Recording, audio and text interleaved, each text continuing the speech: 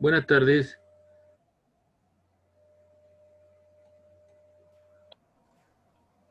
Hola, profe. ¿Cómo estamos? Espectacular, ¿y usted? Aquí estamos. Vamos a hacer la previa, así que vamos a apurar un poquito, ¿ah? Me parece. Tiro. Ya.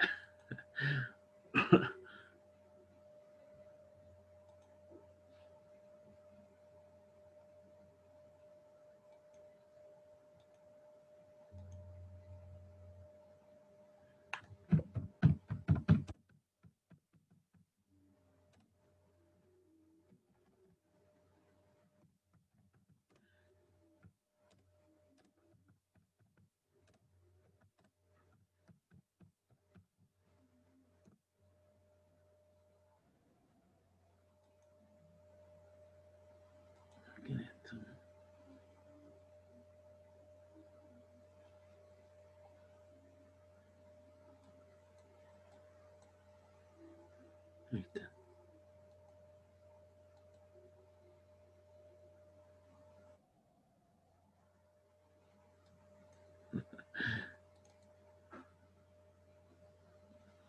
Ya, estábamos viendo lo que eran circuitos eléctricos, ¿verdad? Serie paralelo.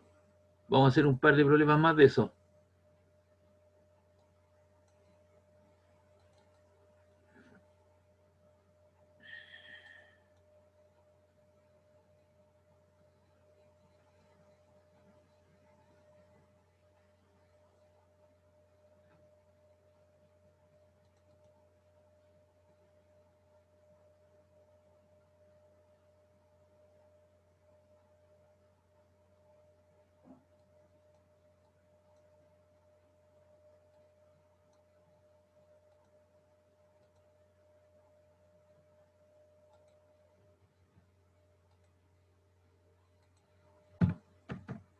Ya, se tiene el siguiente circuito mixto, el cual es alimentado por una fuente de voltaje continuo, DC, de 110 volts. Calcular para cada resistencia su corriente, voltaje y potencia individual. Entonces, el circuito consta de varias baterías que están conectadas en paralelo, lo cual me da un voltaje de 110 volts. Hay una resistencia R1 de 1 ohm, otra R2 de 12,5, una R3 de 50, una R4 de 1 y una R5 de 20 y una R6 de 20 ohm. Entonces, ¿qué es lo que haríamos primero? Encontrar la resistencia equivalente, ¿no? Entonces aquí el paso 1 dice empezamos por encontrar la, la corriente total, con lo que calculamos la resistencia equivalente en todo el circuito.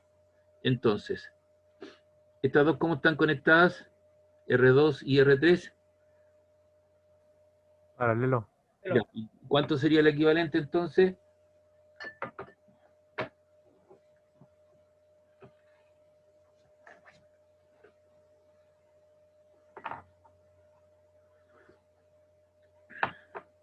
Sería 1 partido por 12,5 más 1 partido por 50, ¿no? 10 ohm.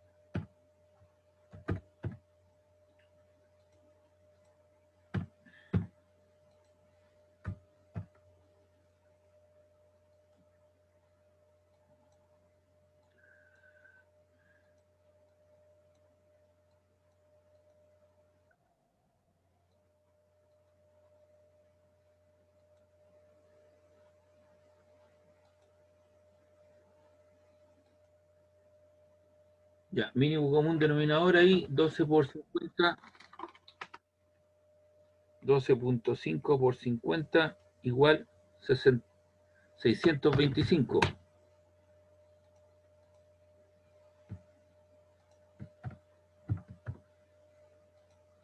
Esto en esto 50 veces, así que esto te queda 50 más arriba 12,5.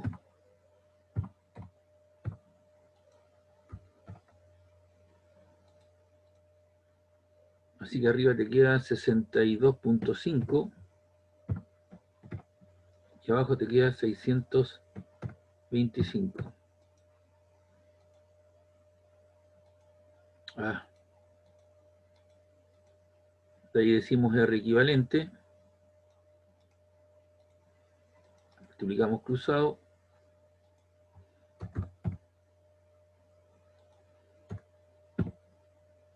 Igual a 625 partido por... Multiplicamos cruzado, ¿no? Invertimos entonces. Y eso da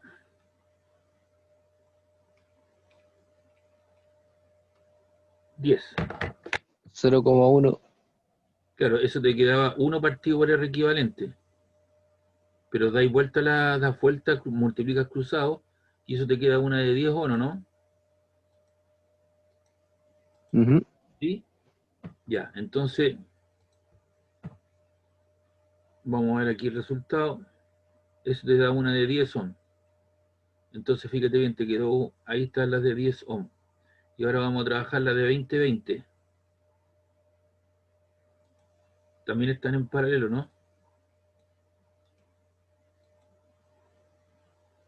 No. Sí. Entonces vamos a colocar esto que está aquí, lo mismo, cambiamos los valores.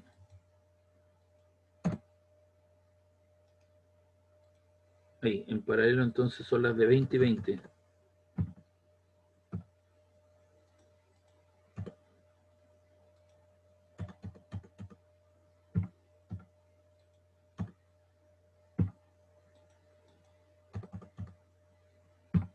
Vino como un denominado, obviamente, 20 en 21, te queda eso 1. Y esto también te queda 20 en 21. O sea, esto te queda 2 veinteavos. Multiplicamos cruzado, eso te queda 20 dividido en 2.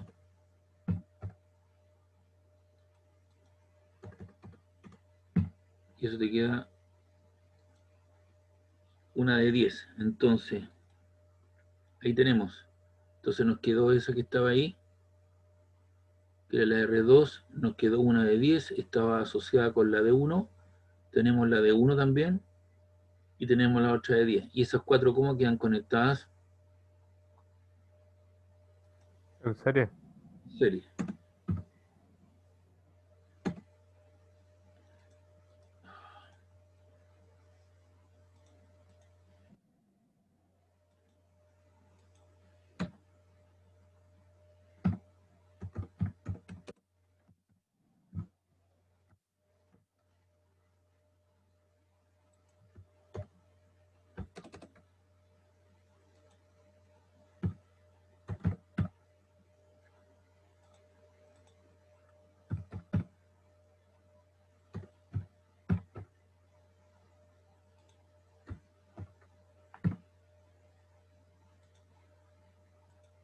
Teníamos un ON más la de 10.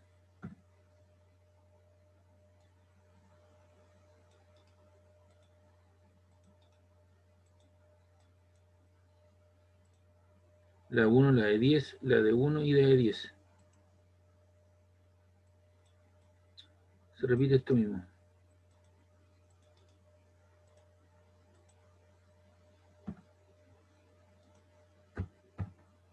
Ahí tenemos 20, 21, 22 ohm.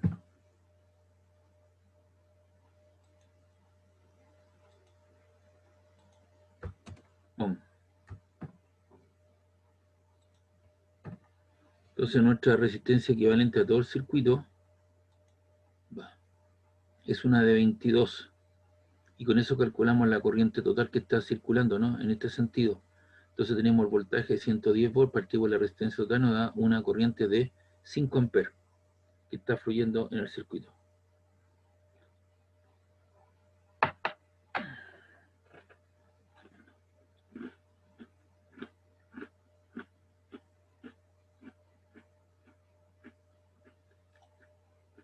No sé si hay alguna pregunta de eso.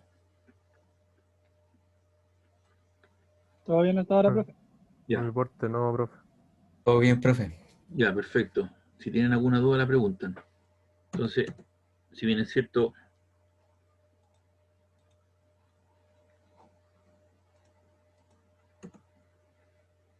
aquí vamos a ratificar el cálculo porque se saltan algunos pasos, pero ahí lo hice con todos los detalles. Si alguien tiene alguna duda, ¿me entiende? Entonces calculamos la resistencia equivalente y con eso calculamos la corriente que está circulando por el circuito. Luego dice calculamos los voltajes y las potencias individuales para la resistencia que originalmente están en serie, la R1 y la R4.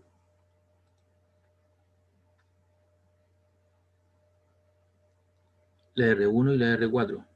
Entonces por aquí están circulando 5 amperes, ahí se subdivide en forma proporcional los valores de las corrientes, de tal manera que salen 5, y ahí tenemos 5, y aquí se distribuye en parte igual, así que esto será 2,5 y 2,5, ya que las resistencias son de igual valor, ¿o no?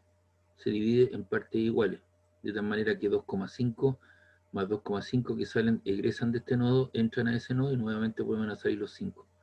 Entonces vamos a calcular, vamos a trabajar con la R1 y la R4. Entonces se calcula el voltaje para la R1. El voltaje para la R1 será R por I, 1 por 5 son 5 volts, y la potencia asociada en ella, 25 watts. Para la R4 va a ser lo mismo, ¿no? Porque tienen el mismo valor. El voltaje será V igual a I por R, ¿cierto? La corriente son 5 y la resistencia 1 son 5 volts, así que también tengo una potencia de 25 watts. Para R4, como su valor es igual a R1, y al estar en serie tiene el mismo valor que la corriente, por lo tanto el voltaje será de 5 volts y 25 watts. Entonces fíjense bien, tenemos 110, ya tenemos 5, y tenemos 5, ¿cuánto tenemos ahí? Tenemos 5 volts, y aquí tenemos 5 volts, tenemos 10 volts. Y la otra, ¿cierto? Tendrán que estar distribuidos, ¿cierto? Los otros que faltan, que son los 100. ¿Verdad? Ya. Ahora pasamos con la resistencia en paralelo. Comenzamos con la R2 y la R3. Como sabemos que en un arreglo en paralelo la corriente se divide, pero el voltaje se mantiene, por lo que a partir de su equivalente, en serie de 10 ohm podemos obtener el voltaje de la siguiente forma.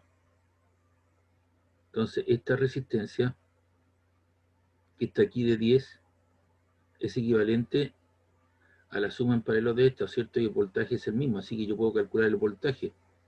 ¿Cuánto será el voltaje de esa?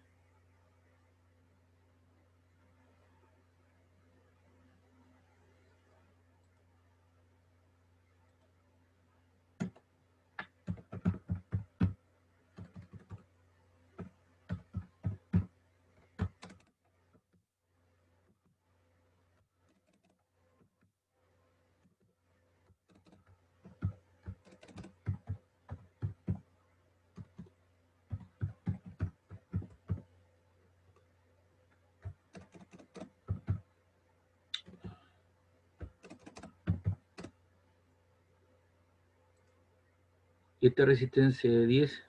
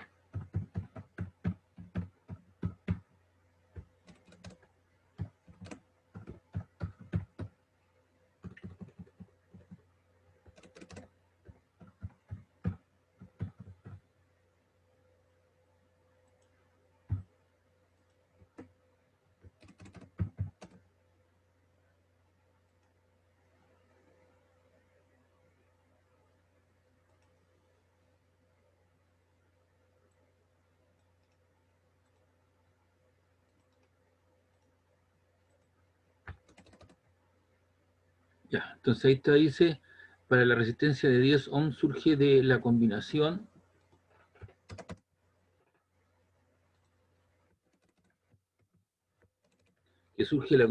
en paralelo de la resistencia de, ¿cierto?, de 12,5 y 50 ohms. Entonces, para esa resistencia, ahora pensamos con la resistencia en paralelo, comenzamos con la R2 y la R3. Como sabemos, un arreglo en paralelo, la corriente se divide, pero el voltaje se mantiene, por lo que a partir de la equivalencia en serie de 10 ohms podemos obtener el voltaje de la siguiente forma: voltaje igual a I por R, 50 volts. Es decir, en esta tengo 50. Así que aquí yo tengo 5, 50 y 5. Tenemos 60. Y le faltan 110 menos 60, le faltan los 50 que están aquí. Así que si yo puedo calcular el voltaje, esto es paralelo a lo mismo, ¿cierto? Entonces yo digo, voltaje es igual a I por R. Así que tengo el voltaje que vale 5, la resistencia, puedo saber la corriente. La corriente te queda I igual a B por R, ¿no? El voltaje va a ser igual a ¿cuánto? A, ¿cuánto era el voltaje para esa? 50. 50 volts. 50 dividido por su resistencia, que vale 12,5. Es decir, por aquí arriba llegan 5, se van 4 por aquí y obviamente por acá se van 1. 50 partido por 50 y te queda 1. Entonces fíjense bien, tenemos 5 amperes, 4 amperes, 1 amper. Entonces 5, 5, 5, 5, 5. Y obviamente tenemos ahí el voltaje de 5, estos son 50, así que tenemos 5 más 5 son 10, más los 50 que están aquí son 60, así que esto le faltan 110, así que son 60 volts. Y las corrientes se van a dividir en partes iguales. ¿Por qué razón? Porque la resistencia tienen el mismo valor, ¿o no? A partir del voltaje común para cada resistencia calculamos su corriente individual y de ahí su potencia. Entonces para la R2, para la R sub 2, que es esta, ahí está. Entonces tenemos el voltaje, tenemos la potencia V por I, 50 por 1 son 50, y se repite, ¿cierto?, para la otra, para el R2, que sería voltaje partido por 2, 5, 4, más 1 son 5, y las potencias disipadas, 50 por 4, V por I, 200 watts, y el otro tengo 50 watts. Y se repite lo mismo procedimiento para la R5 y la R6. ¿Cuáles son la R5 y la R6? Las que aparecen acá. Pero esas dos resistencias, si calculamos el voltaje en serio, ¿cierto? Eso te queda 50 volts. Y ahora calculamos la corriente y la potencia para cada resistencia en paralelo. Entonces tenemos B, son 50, partido la resistencia de 20, 2,5 amperes, lo cual te da una potencia V por I del voltaje de 50. Claro, porque aquí teníamos, yo parece que me expresé mal, pues aquí tenemos 5 y 5 son 10, más 50 son 60, le faltaban los otros 50 para darme una diferencia potencial de 110. Así que el voltaje para estas dos es de 50 y la corriente es la misma porque son del mismo valor. Y con eso generamos el voltaje 50 volts y ahí tenemos las potencias de 125 watts y la otra 125 y sus corrientes son las mismas, 2,5 y 2,5. Y hacemos una tabla, y ahí está la tabla, ¿ves? Y con eso usted puede calcular el voltaje total, que es la corriente de 5 amperes por los 102, eso te da 550 watts, que es lo que es la potencia del circuito.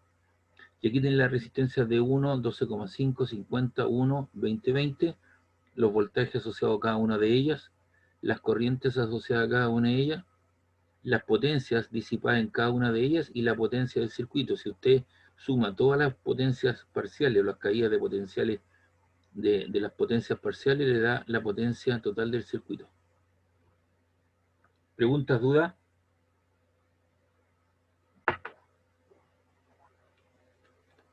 No, profe. No, profe, por mi parte no. ¿Mm? Vamos con este otro problema. Determinar el voltaje que provee la fuente en el siguiente circuito si existe una corriente circulando en 60 mA. Entonces, ¿qué tenemos que hacer? La corriente es 60 mA, 60 por 10 elevado a la menos 3 amperes, y la resistencia están en kilo ohm y ohm. Entonces, ¿qué es lo que tenemos que hacer? Vamos revisando. Esta será una resistencia de 30 kilo ohm, son 30 por 10 elevado a 4, ¿no? Un kilo son 1000. O sea, son 30.000 ohm.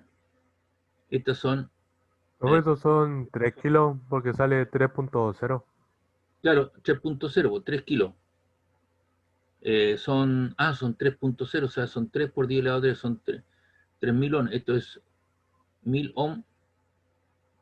Estas son 51 ohm, 130 ohm, 130 ohm, 8.2 ohm, 16 ohm, 775 ohm, 82 ohm y 150 ohm. Entonces lo que hay que hacer, la corriente la tenemos, se va a dividir en parte, pero quiero la fuente, ¿cierto?, del voltaje, la que entrega la potencia. Entonces, ¿qué es lo que vamos a hacer? Hay que calcular la resistencia equivalente.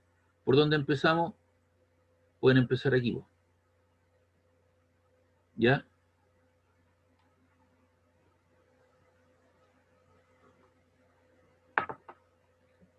Ya vamos viendo. La R9 y la R10.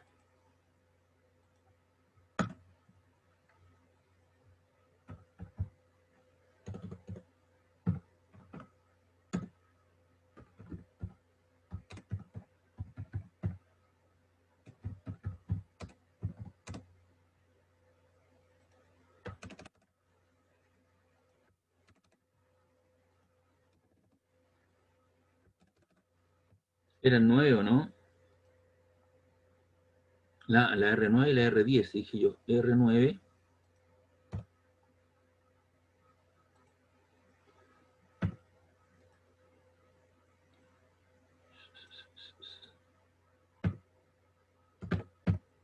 R son 9.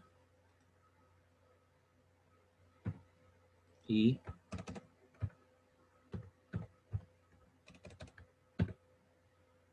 R sub 10.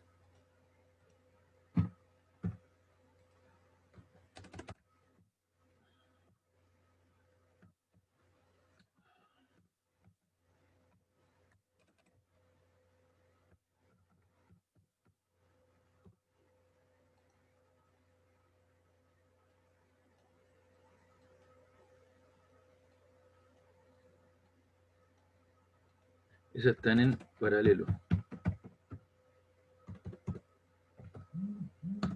Entonces nos queda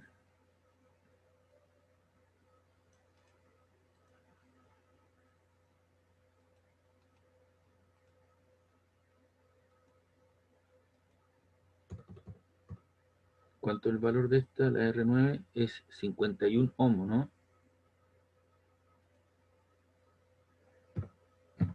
Y la otra, la R10, es de 130.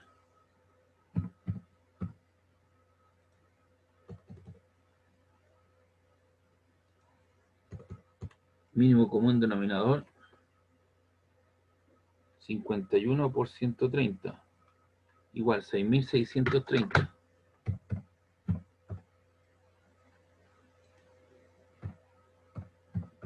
Eso en eso cae 130 veces. 130 por 1 te queda 130. Y esto te queda 51 veces, así que esto te queda 51. Así que esos son 181, ¿no?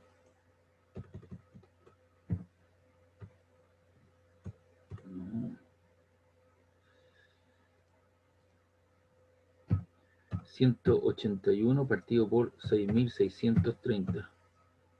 Así que esto te queda, multiplicamos cruzado,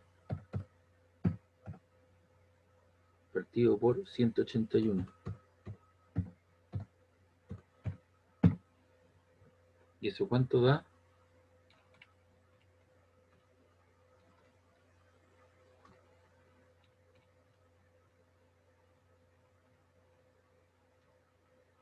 Eso te queda 36,62.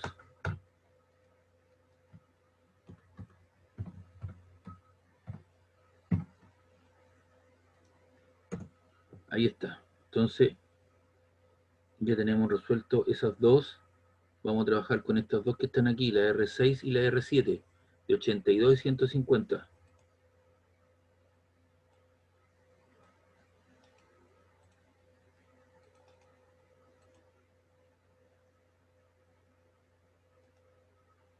Entonces esa es la R6 y R7.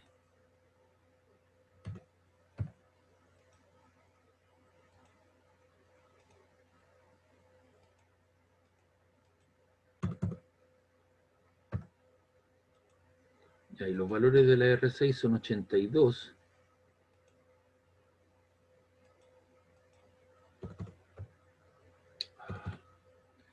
82 y la otra es de 150. Mínimo común denominador. Multiplicamos esas dos cantidades, eso te queda 82 por 150 igual 12.300.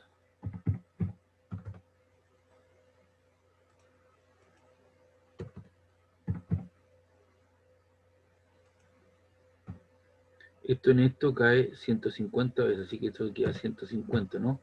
Y esto en esto cae 82 veces. Y eso queda 2, 8 y 5 son 13, 1, 232. Y esto queda entonces 12.300 dividido por 232. Y eso te da un valor de 12.300 dividido en 232. Y eso te queda 53,01.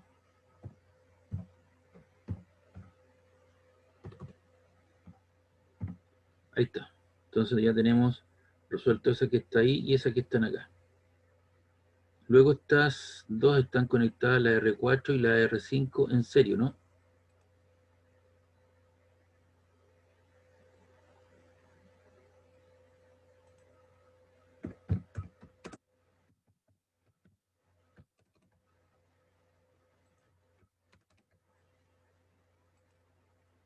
La R4 y R5.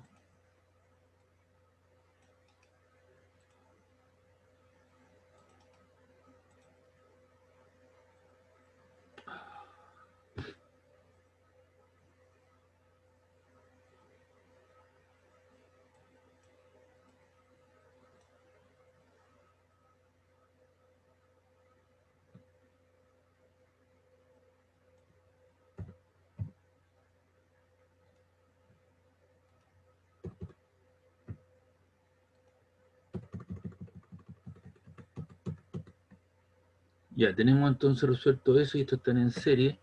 Así que la resistencia equivalente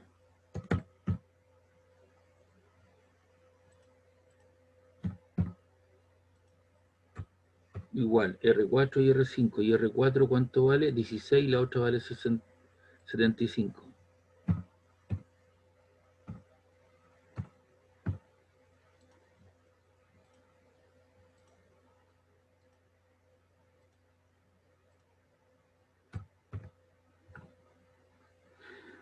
$16 más 75 igual 91.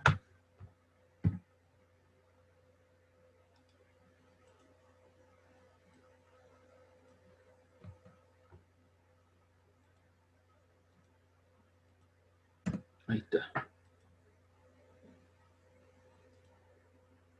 Entonces tenemos resuelto todo eso que está ahí. La R3 y la R8 están conectadas en serie.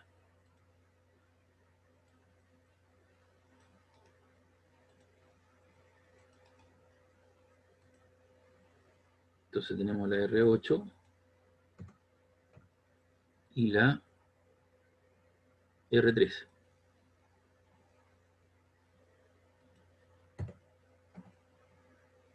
La R8, ¿cuánto vale? 8,2 ohm.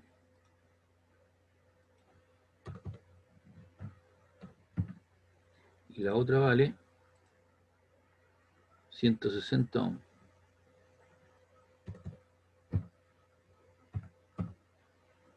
Y eso da un valor de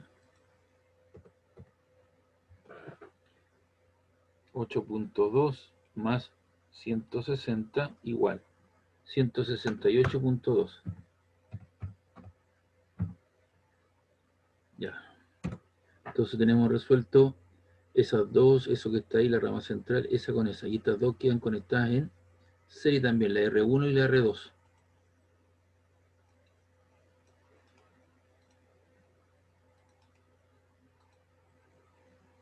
Entonces, esta es la R1 y la R2. Y estas son 3 kilo ohm, o sea, sería 3000 ohm. Y la otra son 4, si no me equivoco, ¿no? Son 1 kilo ohm.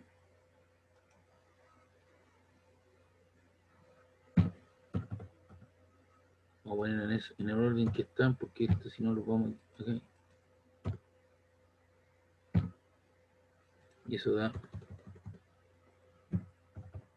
3000 ohm. Entonces ahora nos quedó una aquí nos quedó otra, aquí nos queda otra, y aquí nos quedó una sola.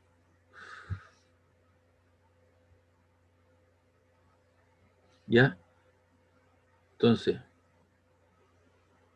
ahí está 53,01 con lo que nos dio. Ahí está. Luego la otra, la R6 y la R7. Ahora han quedado en serie la resistencia R6 y R7 con la resistencia de 4 y 5.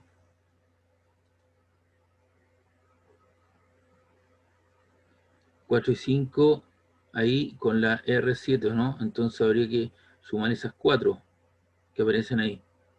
Y eso te da un valor de ¿cuánto? Eso da un valor de 144,01. Enseguida sumamos las resistencias en serie R3 y R8 y nos da 168,2. Ahí está. 168,2. Ahora hacemos en paralelo las resistencias de RA y RB. A esas dos que están ahí, esa no la habíamos hecho. Pero eso te da un valor de 77,58 porque están en paralelo. Y analizamos, ¿cierto? Realizamos en paralelo la R9 y la R10. Y eso sí que lo hicimos. 36,62. Por aquí está.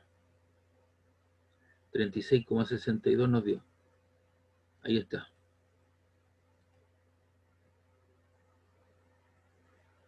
Ahora todas las resistencias están en serie y después nos disponemos a sumarlas para obtener la resistencia total equivalente. Entonces tenemos la R total, R1 más R2 más la resistencia entre los puntos AB y la R sub C, y eso te da un valor de 4114,2 ohm. Y luego calculamos la FEN o el voltaje, último el voltaje me va a tener un voltaje igual a I por R, tenemos la resistencia total equivalente por la corriente 60 mA. Entonces eso sería, el voltaje sería 4114,2 por 60 exponente menos 3, porque son miliamperes. Y eso te da 246,85 volts, que sería el voltaje que me está entregando la fuente de poder, o la FEM. ¿Ya? ¿Alguna duda o no?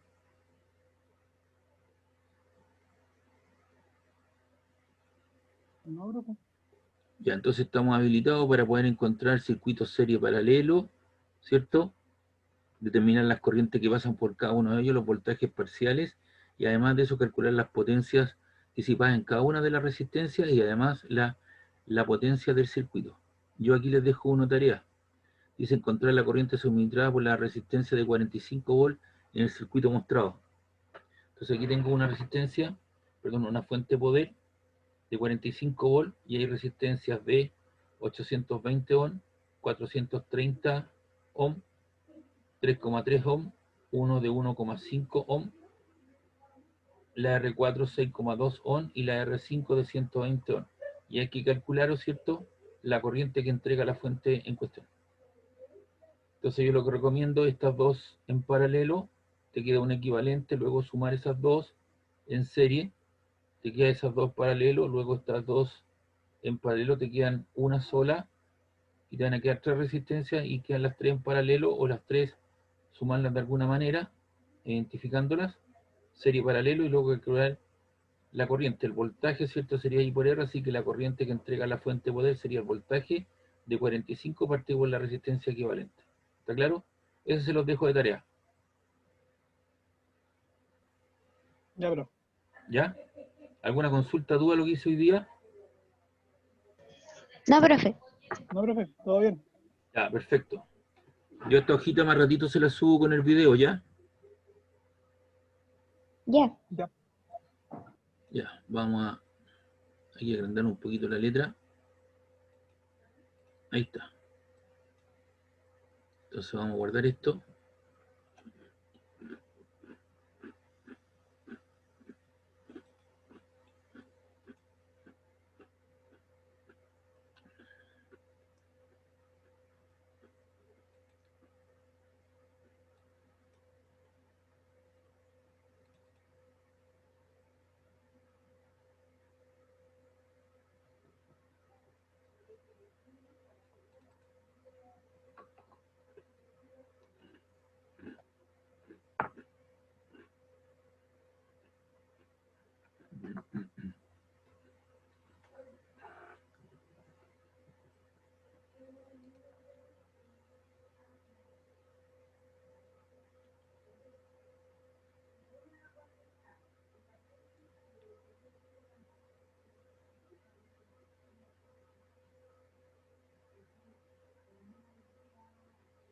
Esta guía que estoy mostrando ya la analizamos, ¿cierto? La vimos, lo que era la fuerza lateral sobre un alambre, ¿cierto? Sobre una partícula, ver las fuerzas que se están dando, pero nos falta evaluar, ¿cierto? Lo que es la ley de Ampère. Y eso lo tengo por ahí en algún documento. Espérenme un ratito.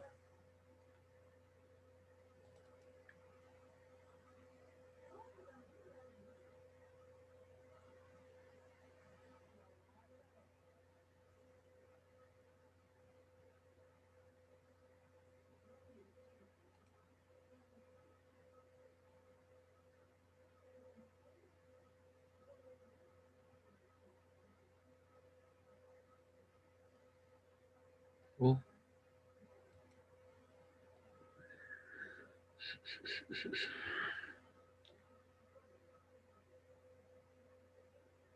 ¿Dónde tenía eso?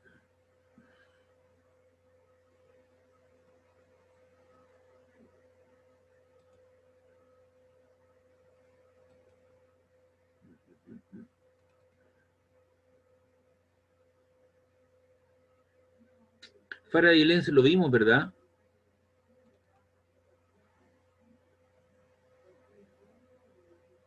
Creo que no, bro.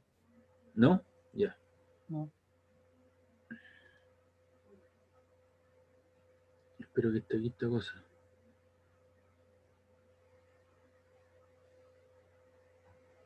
Va, qué extraño.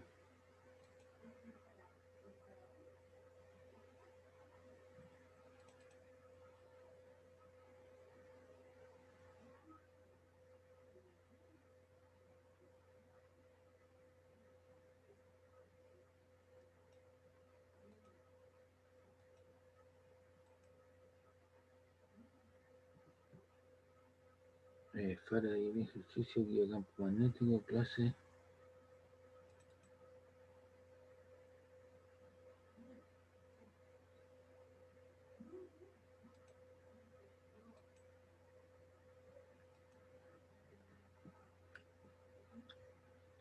Espérenme un poquito esta cosa. Estoy buscando dónde está.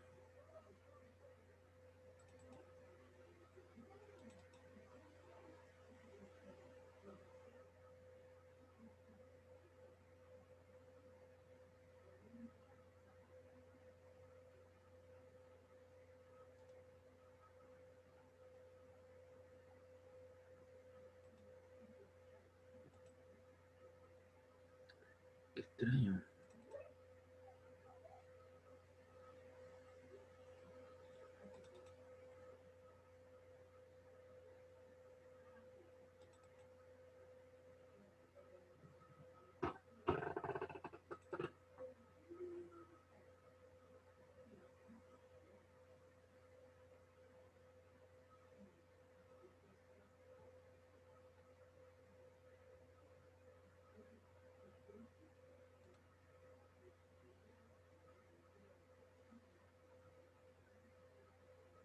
Oh, qué lata.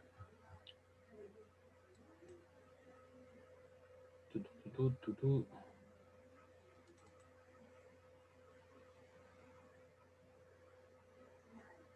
Aquí creo que está.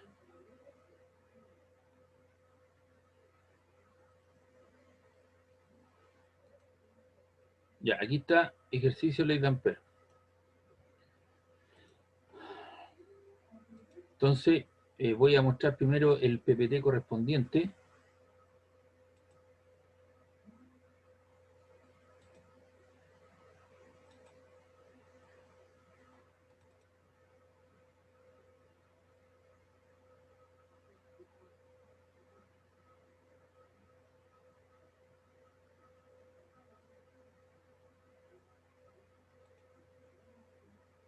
Ya.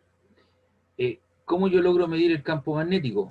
Digamos, matemáticamente hablando, algebraicamente hablando. Hay dos formas de poderlo hacer. Una es mediante la ley de Biot-Savart. Se las voy a explicar solamente para que entienda que existe un mecanismo matemático, ¿cierto? Y entienda que sí existe, pero no lo voy a evaluar ni lo voy a preguntar porque aparece, ¿cierto?, una integral cerrada. Y usted no sabe integrar ni sabe integrar, pero sí debe saber que existe. Entonces hay un señor, Jean Biot-Savart, en 1820, deduce una ecuación que le permite calcular el campo magnético creado por un circuito de cualquiera forma recorrido por una corriente. Lo que yo tengo aquí es un alambre de una forma irregular, no es ni recto, ni curvo, ni forma una bobina, nada de eso, es una forma irregular. Y lo que este alambre, ¿cierto?, lleva una cierta corriente, y el dl, recuerde que es un elemento de longitud del alambre que yo considero que va en el mismo sentido de la corriente, y lo que se quiere, ¿cierto?, es evaluar el campo magnético en el punto P. Entonces lo que uno hace es trazar un vector de posición desde el elemento de corriente considerado al punto P y que forma un ángulo θ con el vector de posición con, digamos, la dirección del alambre. Y eso obviamente, como usted tomó una situación parcial, un tramo, ¿cierto? Eso le crea un pequeño campo de B, de campo magnético. Y esa diferencial de campo magnético, o el dB de campo magnético, es nu sub 0 por I partido por 4pi de L cruz R partido por R al cubo. Ese de L cruz R, ¿cierto?, es el producto cruz, que es la magnitud del primer vector, por la magnitud del segundo vector, que es el vector de posición, por el seno del ángulo que forman los dos vectores de L y R.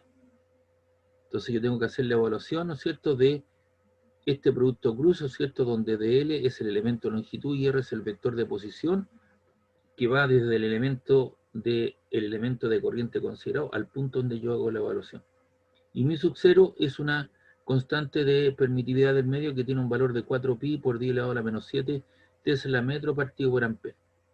Entonces, este es un artificio matemático que uno utiliza, y para poderlo entender uno tiene que saber derivar, tiene que saber integrar una serie de cosas que ustedes no manejan todavía la matemática adecuada para poder abordar este tipo de situación. Por eso les presento, ¿cierto?, lo que es Biot-Savart, se los doy a conocer, pero a mi criterio creo que no es justo que le esté preguntando cosas que ustedes no tienen la matemática para poderla resolver. Por tanto, simplemente se los digo. Y la ley de Biot-Savart se puede escribir en forma vectorial y diferencial a cuando usted sea la forma y la longitud cualquiera. Suponemos que para ello el campo magnético total es la suma o la contribución de todos los pequeños elementos de corriente considerados como un vector en la dirección y sentido de la corriente. Y ahí está el campo magnético.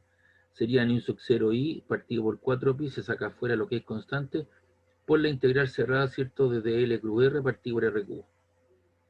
¿Usted conoce eso que está ahí o no?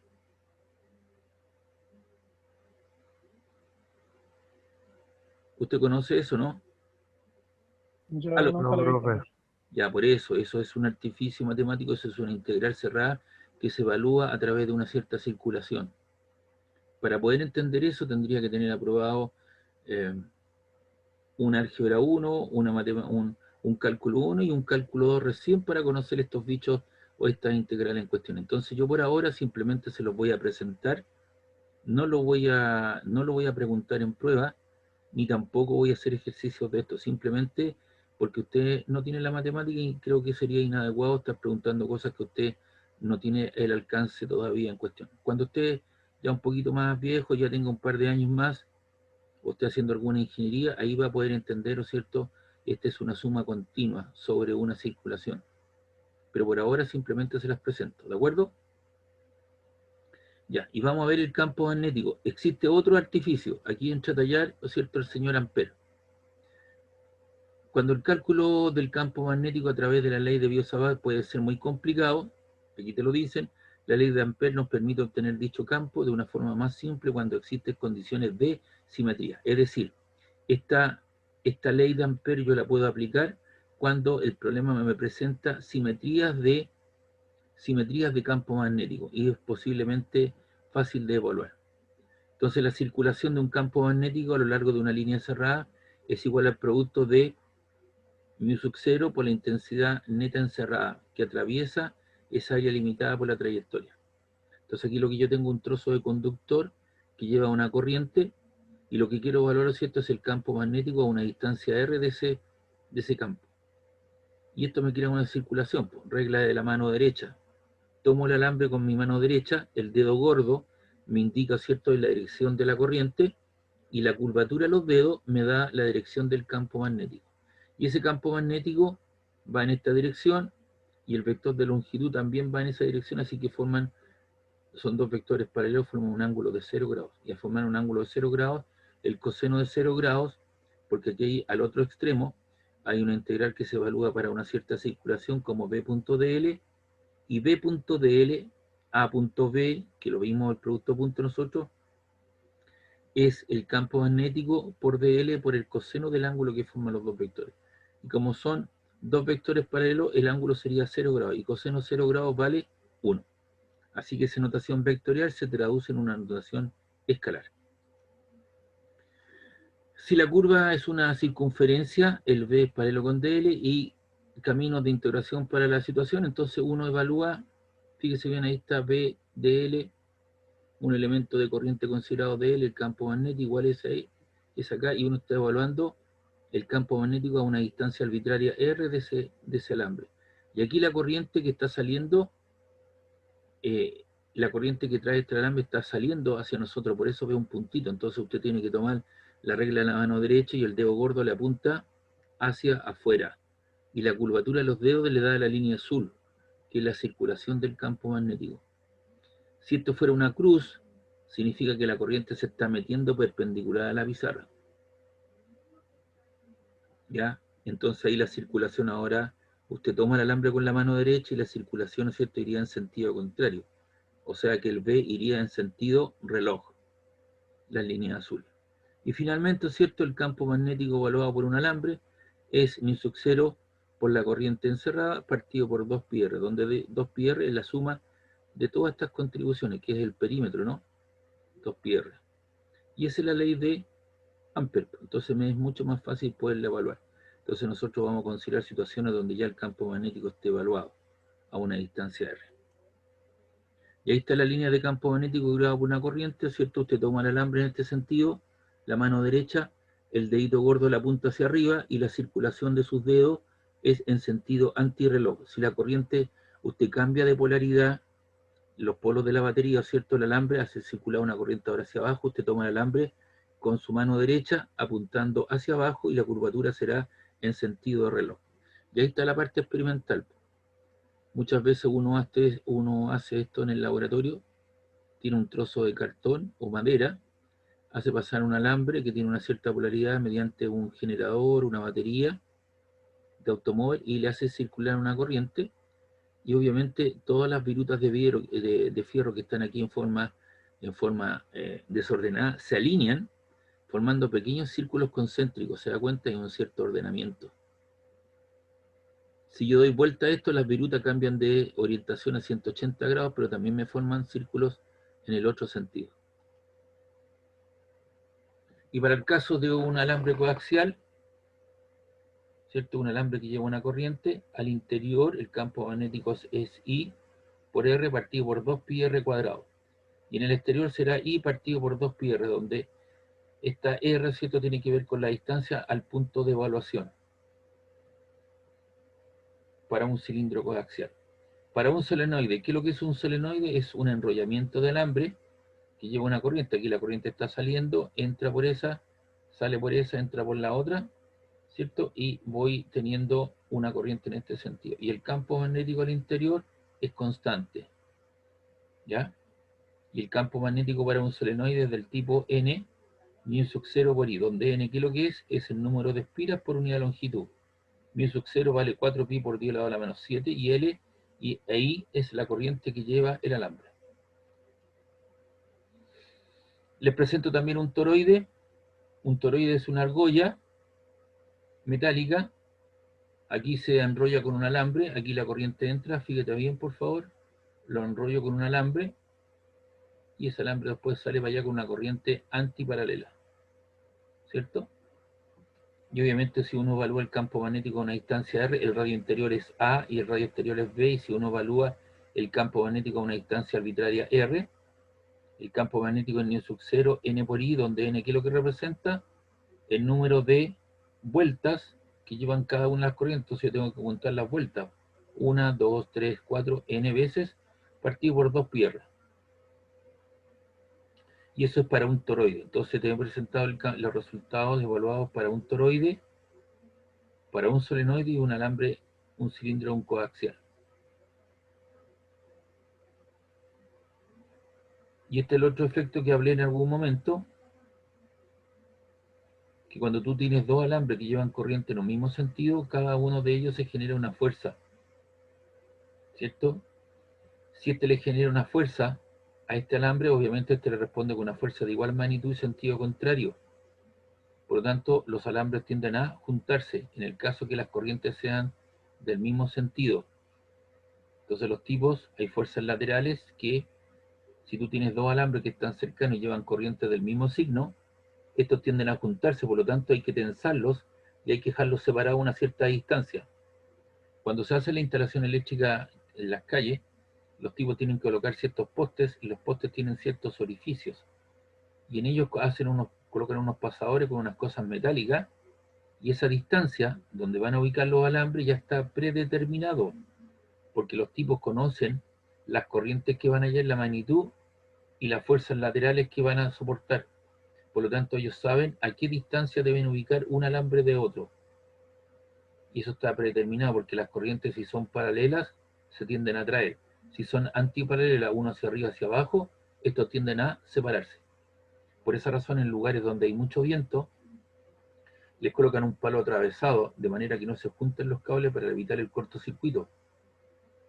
Usted comprenderá que la separación de los alambres para una torre de alta tensión entre dos montículos de dos cerros, obviamente la separación es más grande porque las corrientes son más grandes, y la fuerza lateral es proporcional al producto de las corrientes. Por lo tanto, la separación tiene que ser mayor, y obviamente los tensan con unas máquinas especiales, les colocan unas pelotas grandes para evitar que los helicópteros, los aviones pasen por esa zona, pero obviamente la igual cosa, los alambres forman una guatita. Esos están sumamente tensos, pero usted tiene que recordar que esos alambres son de aluminio, son de cobre, o de alguna aleación, ¿cierto?, que sea un buen conductor, y por lo tanto, ¿qué es lo que sucede? El peso por unidad de longitud, por metro, tiene una densidad lineal de masa, y esa densidad de masa, ¿cierto?, hace que los cables formen una guatita, y esa guatita que forman es como una especie de así como existe una línea recta, una parábola, una elipse, eso formaría una catenaria, ¿ya? Y detrás de eso hay una ecuación diferencial, y eso lo va a entender más adelante si usted se sigue perfeccionando. Pero por ahora simplemente le menciono que detrás de eso hay una ecuación diferencial, hay una ecuación de una catenaria, que hacen que estos formen una guatita, ¿cierto? A pesar de que están bastante tensos y estirados entre dos cerros para los cables para los cables que llevan corrientes de alta tensión, porque las fuerzas que sienten entre ellos son proporcional a los valores de las corrientes.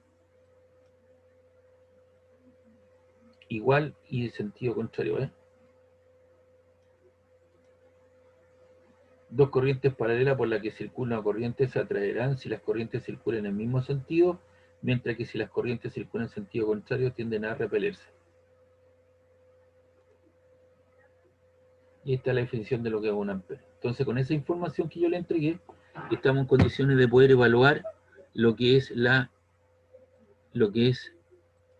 ley de Ampere. Repito, la ley de Biot-Savart, a pesar que está en el programa, simplemente se la indiqué, les dije en qué consistía, pero no lo voy a evaluar porque para eso necesita un conocimiento previo. Y usted ese conocimiento todavía no lo tiene. Bien, vamos con el problema 2. Dice, sabemos que por un solenoide vacío de 5 centímetros circula una corriente eléctrica de 2 amperes y el campo magnético creado en su interior es 0,1 Tesla. ¿De cuántas espiras está compuesto el solenoide? Entonces, el largo del solenoide son 5 centímetros, eso los paso a metro, 0,05 metros, la corriente que lleva es de 2 amperes, el campo magnético, ¿cierto?, creado en su interior que es constante, 0,1 Tesla, y mi ¿cierto?, es 4 por pi, 4 pi por 10 a la menos 7 metro por kilogramo partido por coulomb cuadrado, o Tesla metro partido por amper, y me viene el número de vueltas. Resolución: para determinar el número de espiras basta con aplicar la fórmula del campo magnético generado en el interior de un solenoide y sustituir los valores que conocemos. Y ahí está entonces el campo magnético, ¿ven?, para un solenoide. Es mu por la corriente que lleva por el número de vueltas partido por la longitud. Recuerde que el número de vueltas por la longitud, ¿cierto?, corresponde a el número de espiras por unidad de longitud. Y ahí despejo el número de vueltas. El L está dividiendo, porque multiplicando, te queda el campo magnético por la longitud partido por nu sub 0 i. El campo magnético generado, que es constante, 0,1 Tesla por el largo 0,05 metros por 4 pi por 10 a la menos 7, que corresponde a mi sub 0, que es la constante permitida del medio, y la corriente de 2 amperes. Y eso te da un valor de 332 espiras o vueltas. Y aquí lo hice con los detalles, puse n 0,1 Tesla, 0,05 metros, abajo es 4 por 3,14, que es pi por 10 a la menos Tesla metro amper por 12 amperes. Los amperes se eliminan con los amperes, el Tesla con el Tesla y el metro con el metro. Es decir, te queda un número puro. Pero como son espiras, se le coloca el nombre espira. La espira no es una unidad de medida, es un nombre. ¿Está claro?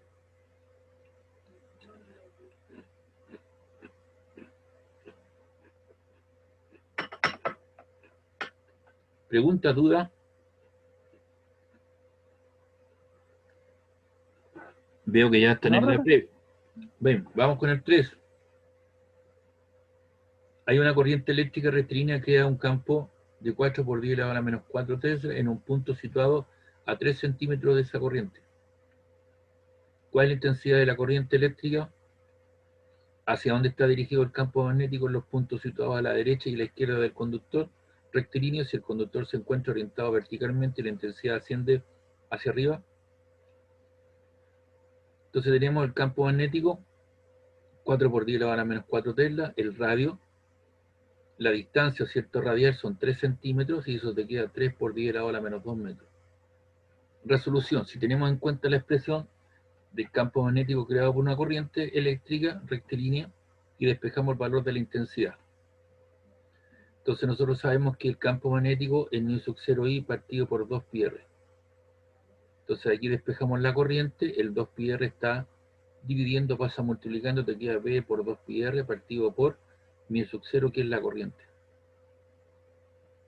Entonces ese valor lo reemplazamos, el b es 4 por 10 a la menos 2 por 2 pi por 3 por 10 a la menos 2. Aquí arriba pues yo podría haber colocado 3,14, pero como sé que mi sub 0 es 4 pi por 10 a la menos 7, elimino los pi, el 4 con el 4, y te queda 3 por 2 son 6, por 10 elevado a la menos 6, y abajo te queda 10 elevado a la menos 7, y el 10 elevado a la menos 7 pasa como 10 elevado a 7. Entonces te queda 10 elevado a la menos 6 por 10 elevado a la 7, te queda 10 elevado a 1. Y 10 elevado a 1 es 10 por 6, te queda 60 amperes. Si analizamos cómo serían los vectores de campo magnético que entran o salen de tu pantalla a la derecha e izquierda del conductor, entonces obtenemos aplicando la regla a la mano derecha. Y aquí está. El alambre lleva una corriente hacia arriba, Tú tomas el alambre con la mano derecha, estas cruces significa que el campo magnético en esta zona, a la derecha se está metiendo perpendicular a la página y aquí está egresando, ¿cierto? Lo que estoy viendo son las flechas de los vectores campo magnético hacia afuera. Y eso lo hace mediante la regla de la mano derecha, tomando el alambre con tu mano.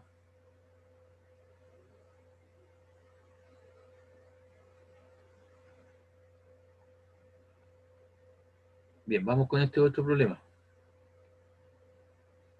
Hay dos corrientes rectilíneas y paralelas, I sub 1, 30 amperes, e I sub 2, 60 amperes. Se encuentran en el vacío separadas 6 centímetros de distancia.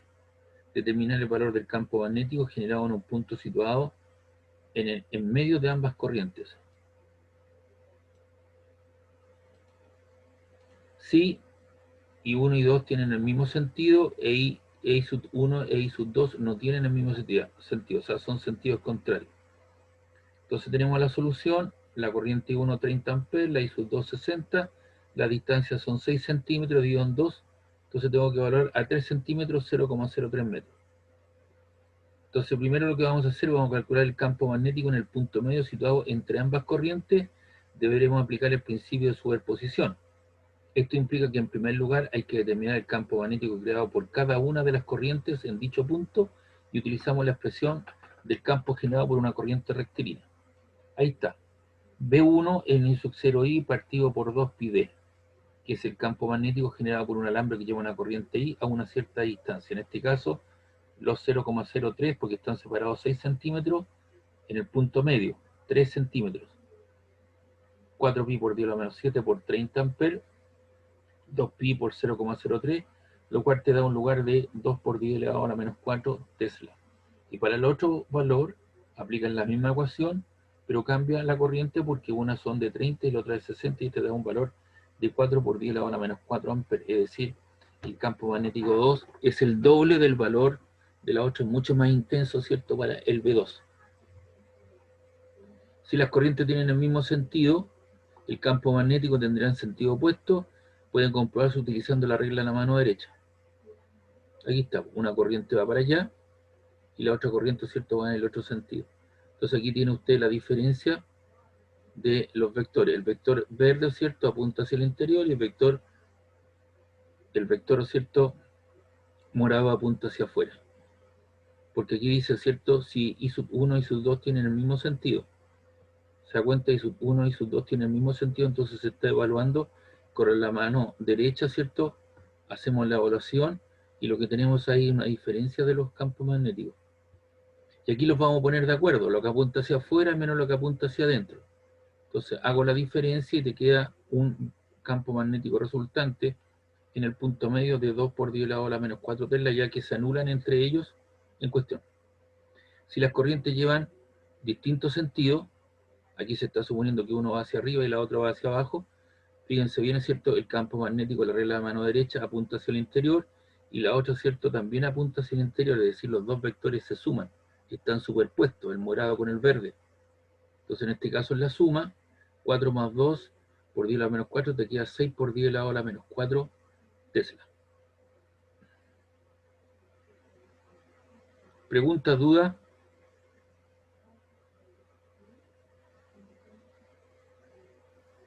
No, profe. Ya. Bien, vamos a continuar. Ya queda poquito, ya vamos a terminar. Me gustaría ver si puedo terminar esto, para no dejarlo pendiente. Dice, ¿en qué punto situado próximo a las dos corrientes rectilíneas separadas 50 centímetros y situadas en el vacío cuyas intensidades circulan en el mismo sentido y sus respectivos valores son de 2 y 4 amperes, se anula el campo magnético? Entonces la distancia de separación son 50 centímetros, 0,5 metros, las corrientes I1 de 2 y 4 amperes, y yo debo saber, ¿cierto?, en qué punto se anula el campo magnético, en el fondo vale 0. Si llamamos B1 el campo magnético creado por la corriente 1 y B2 el correspondiente al B2, el principio de superposición del campo magnético creado por cada punto próximo a P, ambas corrientes será la suma de los campos magnéticos. Entonces, si queremos calcular el punto en el cual se anulan, el campo magnético total, empleando el principio de superposición, es la suma de ambos, pero uno requiere, ¿cierto?, que esto sea 0. cero vector, recuerda que el cero vector tiene 0 componentes y 0 componentes j, ¿ya? Y el cero vector es distinto al cero número, y eso te queda B1, B2. Entonces lo que uno hace es pasar el B2 para el otro lado con signo negativo. Es decir, B1 y B2 deben tener el mismo módulo, el tamaño, el porte y la dirección con sentido opuesto. Entonces si uno realiza un esquema y aplica la regla de la mano derecha, sería esa situación. Tenemos ahí la corriente I1, la corriente I2 en igual sentido, separada a una cierta distancia. La regla de la mano derecha hace que el vector morado circule en sentido antirreloj. Y ahí, en este punto, bueno, y este otro también, al hacer el análisis, las dos, si las dos corrientes en este punto, los dos se suman, por lo tanto ahí no es factible, porque obviamente los dos vectores se van a sumar, no se van a restar, entonces es imposible. Si nosotros hacemos el análisis a la izquierda del alambre primero, este, ¿cierto?, contribuye hacia afuera y este otro también contribuye hacia afuera, así que ahí también se suman los dos, así que es imposible que se anule tanto a la izquierda del alambre que lleva una corriente I1 o a la derecha del alambre que lleva una corriente I2. Y si uno usa el análisis en el punto medio, que hay una posibilidad, porque los dos se restan, ¿se da cuenta? Entonces tengo uno saliendo hacia afuera, creado por este alambre, ocupando la regla de la mano derecha, y el otro apuntando hacia el interior, ocupando la regla de la mano derecha. Entonces a continuación igualamos ambos módulos, y nosotros vemos que B1 igual a B2, mu sub 0 y 1 partido por 2 pi de 1, y mu sub 0 y 2 partido por 2 pi de sub 2. Además de eso, usted sabe que la distancia total es la suma, ¿cierto? Esta distancia total D es la suma de 1 más de 2, porque no sabemos si en el punto medio la distancia D es de 1 más D sub 2, entonces se nos van y mu sub 0 partido por 2 pi y nos queda una relación I1 es A de 1 como I2 es A de 2, y nos queda la otra ecuación que dice que D igual a D1 más D2. Las corrientes son 2 y 4, de 1 partido por 2. Y D, ¿cierto?, vale 0,5, porque están separados 50 centímetros, acá lo dice. Separadas 50 centímetros, y 50 centímetros son 0,5 metros. Entonces te queda una ecuación, 2 partido por D1 es igual a 4 veces D2. Pero si tú despejas D2, por ejemplo, te queda 0,5 menos D1. O podrías despejar D1, ¿cierto? Y te queda 0,5 menos D2. Y tendrías que ocupar 4 veces D2 para que te quede todo en función de una sola variable. Entonces ahí te queda el D1, el D2 te queda, despejamos D2, 0,5 menos D1, multiplicas cruzado, 2 por 0,5 te queda 1 porque 0,5 un medio, y 2 por D1 te queda 2 veces D1 negativo, y el otro te queda 4 D1. Dejas el 1 solito, el otro pasa hacia el lado, te queda 6 D1, o sea te queda un sexto, vale D1, y eso sería 0,17 metros. Y tú sabes que la distancia total es 0,5, es igual a 0,17, que es D1 más D2, y ahí puedes sacar, ¿cierto?, D2, 0,33 metros. Es decir, estaban preguntando, ¿cierto?, en qué punto situado se anula el campo magnético. Entonces tú puedes decir que se anula el campo magnético a una distancia de 0,17 centímetros del alambre 1 y 0,33 y 0,17 y 0,33 del otro en cuestión. Metros, ¿cierto? Y si tú multiplicas, si solo pasas a centímetros, serían 33 más 17, te queda 50 centímetros, la suma de ambos. Porque D son 50 centímetros, de uno serían 17 centímetros y estos serían 33 centímetros. La suma te queda 50 igual 50. Pero aquí están expresados en metros. Y nos queda el último problema. ¿Alguna consulta, duda?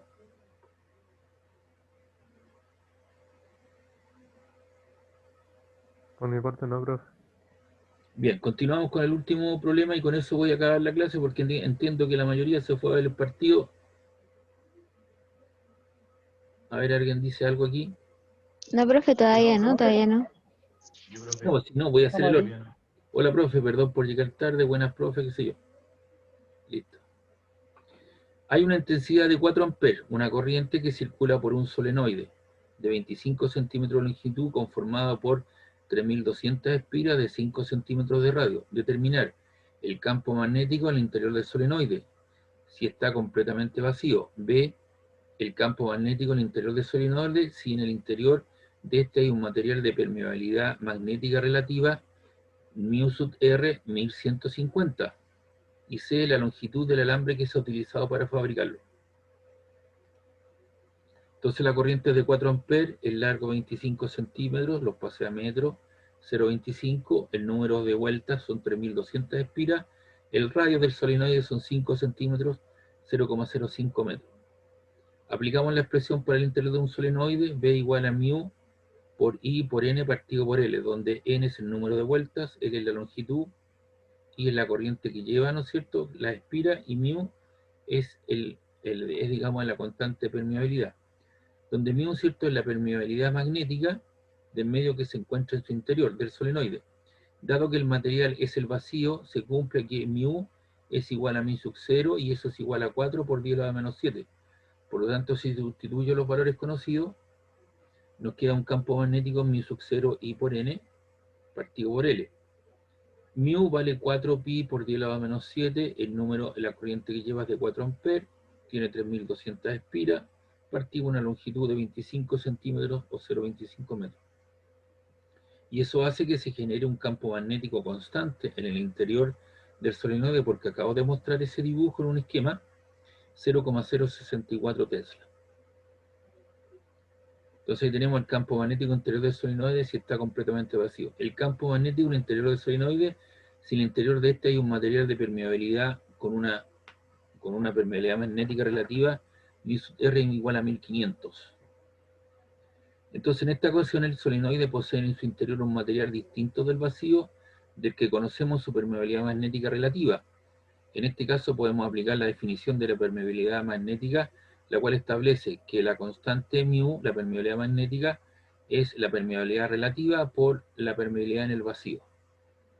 Entonces en este caso, B te queda la multiplicación de μ por μ sub 0 por I por N partido por L. Es decir, esto te queda la 1150 por 4 pi por 10 a la menos 7 por 4 amperes por 3.200 espiras partido por 0,25 amperes. Y si tú multiplicas y divides, te queda 73,6 Tesla.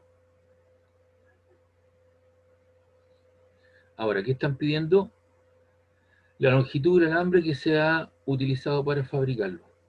Entonces, si cada espira tiene un radio de 0,05, aplicando la expresión de la longitud de una circunferencia L igual a 2πr, podemos calcular cuánto alambre se necesita para construir una espira.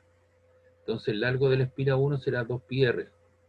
O sea, 2 por pi por 3,14 por 0,05, eso te da un largo de 0,31 metros. Por lo tanto, si hay 3.200 vueltas, se utilizaron el largo total para las 3.200 espiras, será 3.200 por el largo de una de ellas, que vale 0,31. Es decir, tú necesitas un total de 992 metros de alambre.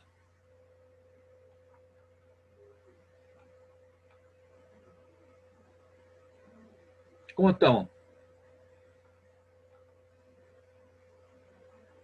¿Aló? Bien, profe. Ya. Bien. Entonces, ¿Cómo está? yo bien, po. Oye, esta guía la habíamos revisado, vimos la fuerza lateral, vimos la noción de campo magnético, la fuerza lateral sobre una carga, la fuerza lateral sobre un alambre. Hoy día vimos la ley de Ampere, ¿cierto?, que nos faltaba por ver. Vimos una serie de cosas y con esto terminamos lo que es el campo magnético.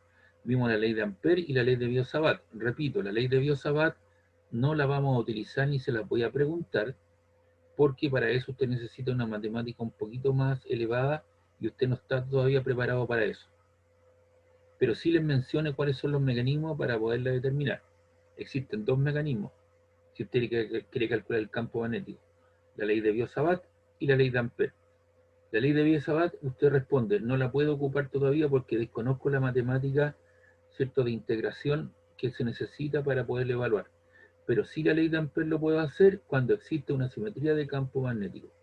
Y para un alambre que lleva una cierta corriente I, si yo quiero calcular el campo magnético a una distancia R arbitraria, tengo que usar la regla de la mano derecha para determinar la circulación, y el comportamiento de la ecuación dice que el campo magnético es μ0 por I partido por 2πr, donde R es la distancia radial a la cual yo voy a medir ese campo. Y es la corriente que está entregando esa circulación. ¿Está claro, no? Sí, profe. Ya va a llegar un momento en que usted va a conocer esa matemática y para eso necesita un par de años todavía en cuestión. Una vez que usted termine su técnico y si necesita usted generar o cierto estudiar en la ingeniería, ahí los vamos a encontrar nuevamente ahí con todos los detalles. Si va a estudiar construcción vespertina, ahí yo le voy a mencionar y le voy a explicar todos esos problemas que yo acabo de detallar. Pero por ahora lo dejamos hasta aquí. Próxima clase. Hoy día terminamos también lo que era darle un cierre total a lo que eran los circuitos eléctricos. Evaluamos, ¿cierto?, lo que es el valor de la intensidad, el conocimiento de la intensidad, ¿cierto?, voltaje, la resistencia eléctrica, de qué factores depende. Vimos, aplicamos la ley de Ohm, la ley, ¿cierto?, de la transformación de energía eléctrica en energía tipo calórica, que es la ley de Joule. Hicimos problemas de aplicación en cada uno de ellos y además, ¿cierto?, vimos los circuitos serie paralelos. Las leyes de Kirchhoff no aparecen en el programa, por eso no las vi. ¿Ya? Solamente vi circuitos serie paralelo para que usted esté acostumbrado a calcular la resistencia equivalente, a calcular las potencias disipadas en cada una de las resistencias, calcular la resistencia equivalente serie paralelo, los voltajes, las corrientes asociadas en cada una de ellas, y hoy día rematamos con lo que es la ley de Ampère. ¿Qué les parece? Bueno. Bien, profesor. Oye, el viernes tienen que entregarme los últimos 3 laboratorios, ¿no? Me puse de acuerdo con ustedes, ¿verdad? No. No, ya. No, profe. Ya. Tuvimos uno, ¿sí? Fue con el otro, espérate, me equivoco, porque fue con el otro curso, con otro curso. ¿Para cuándo hay fecha? Ya me entregaron los 2 primeros, ¿cierto? Sí. ¿Me entregaron los 2? Sí, pues. Los La primeros. ley de Coulomb y la simulación de condensadores. Ya, entonces ahora, ¿qué les pareció? Bien, muy didáctico, profesor, se aprende. La simulación estuvo buena. Claro, porque todo lo que yo te pueda explicar mediante un esquema, movimiento, una figura, ¿cierto? Una simulación, tú puedes entender mucho mejor que lo que hay detrás, pues, y ahora puedes asociarlo con lo que uno te explica, con los ejercicios, ¿me entiendes?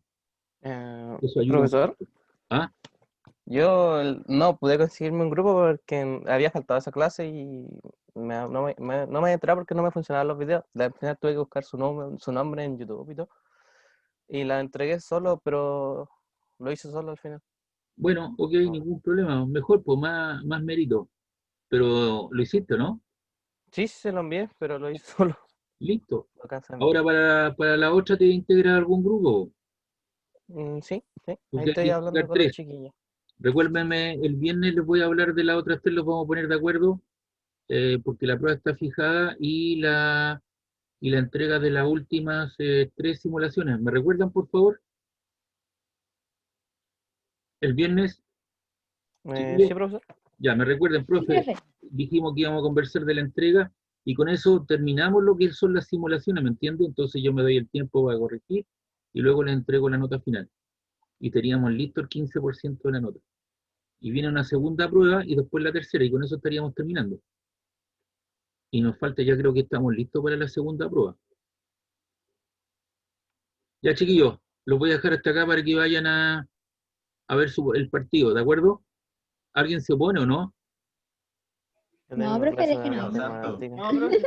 No sé, Pero me pero voy a clase de Todo bien, mate. profe. Muchas gracias. ya, pues. Que estén bien, cuídense. Nos vemos, Chao, profesor. profe. Gracias. Chao, chao. Profe, se me cuida. Sí, chao. No sabía cuándo era la prueba, brother. El viernes vamos a conversar la prueba. ¿Sí está fija ya? Ya.